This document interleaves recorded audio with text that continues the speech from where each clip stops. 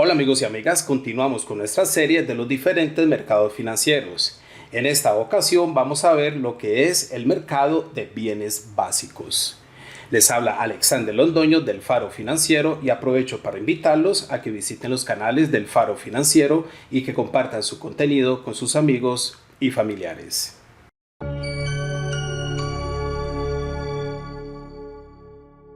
¿Qué es el mercado de bienes básicos? El mercado de bienes básicos también es conocido como el mercado de commodities o de materias primas. En realidad es el mercado más antiguo del mundo, ya que los humanos desde el inicio de la civilización han estado negociando con bienes básicos, ya sea por medio de trueque o hasta hoy en día que se negocian los bienes básicos por dinero. Los bienes básicos se podrían dividir en dos: los bienes básicos duros y los bienes básicos blandos. Los bienes básicos duros se refieren más que todo a lo que es los metales o el crudo, el oro, la plata, el platino, el cobre, el petróleo o la madera. Esas materias primas se consideran bienes básicos duros. Los bienes básicos blandos son más que todo lo que son los cereales o los granos, como el maíz, el trigo, la cebada, el café, el cacao. Esos bienes básicos es lo que llamamos los bienes básicos blandos. El mercado de bienes básicos le brinda el acceso a lo que son los productores de estos bienes básicos, ya sean los mineros o los granjeros, y también a los consumidores o a los fabricantes que hacen uso de estas materias primas para fabricar productos finales. El principal motivo del mercado de bienes básicos es emparejar precisamente a estos productores con los fabricantes o con los consumidores. Sin embargo, también hay especuladores que sacan provecho del mercado de bienes básicos. Aquellos traders o aquellos operadores que especulan en el precio de un activo. Especulan, por ejemplo, en que el precio del petróleo va a subir o a bajar, o el precio del oro o diferentes materias primas que podemos negociar en las plataformas de los diferentes brokers. Los principales centros de los mercados de bienes básicos o los principales centros donde se negocian los bienes básicos son el Chicago Mercantile Exchange o el CME, el cual es la Bolsa Mercantil de Chicago.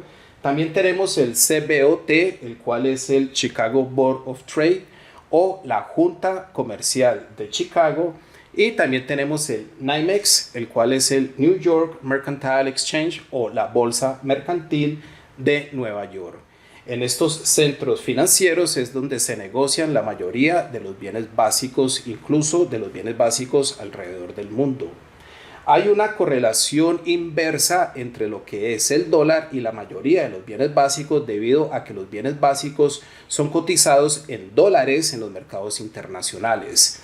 Y es por eso que en ocasiones, cuando vemos que el dólar sube, el oro cae, debido a que precisamente el oro es cotizado en dólares, y para un inversor en el extranjero, para poder invertir en oro, tendría que convertir su moneda local en dólares para poder invertir en oro. Pero si el dólar sube, entonces le va a salir más caro convertir su moneda local en dólares para poder invertir en oro o en las demás materias primas. Los bienes básicos se negocian con contratos a futuro. Eso quiere decir que estos contratos tienen una fecha de entrega a futuro. O sea que yo puedo comprar un contrato para comprar, por ejemplo, 100 barriles de crudo de aquí a 3 meses o de aquí a 6 meses. Yo compraría ese contrato a lo que está el crudo en este momento, pero si de aquí a 6 meses el precio del crudo ha subido, entonces yo ganaría esa diferencia.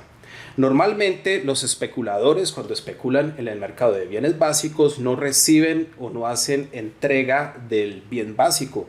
Recordemos que estamos hablando de activos físicos que se pueden entregar, que se pueden tocar. Por lo tanto, por eso es que tienen una fecha de entrega. Si yo compro un contrato de 100 barriles de crudo y dejo que llegue la fecha de entrega, me van a entregar esos 100 barriles de crudo.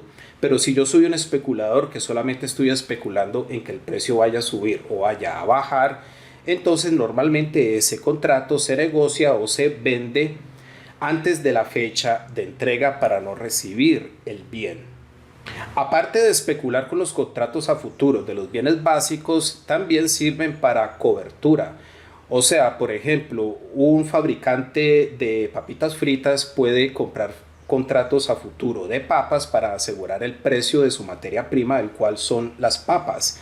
Para asegurar el precio de esas papas, este fabricante puede comprar estos contratos asegurando ese precio. Lo mismo el agricultor.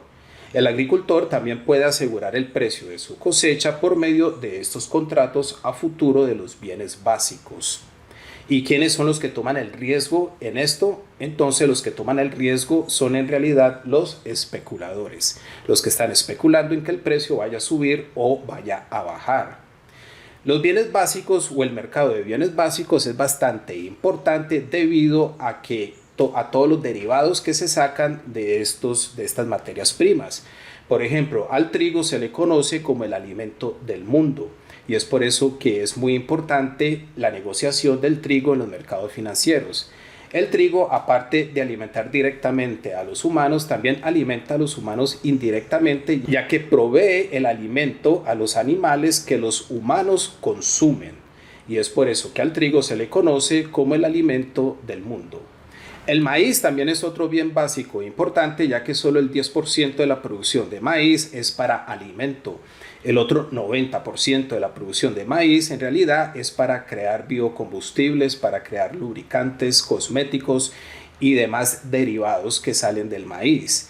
El azúcar, que también se negocia en las diferentes plataformas de los brokers, también es importante, ya que de ahí se derivan diferentes biocombustibles.